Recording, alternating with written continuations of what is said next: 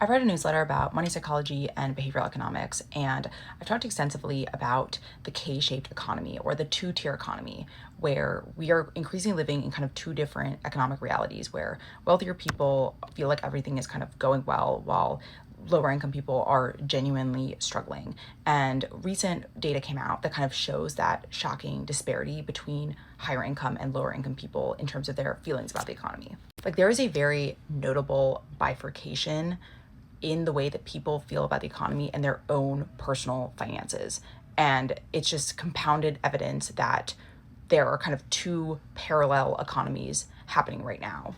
And as I've said before, your feelings about the economy or how you see the current economy is very subjective and based on your own lived experience and your own personal financial situation. If you are somebody that has a lot of money in the stock market or you own assets like a home, you might be feeling pretty good about your financial situation. Home prices have gone up, the market has done decent this year with few bumps.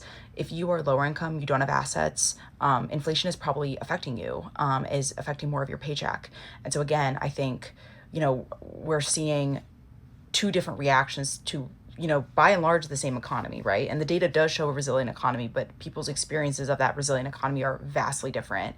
And we're also going to now see completely different patterns of consumer behavior based on how they feel about the economy. So I think that explains why wealthy people, by and large, are continuing to spend money while lower income people are pulling back and kind of dealing with a very weakening labor market.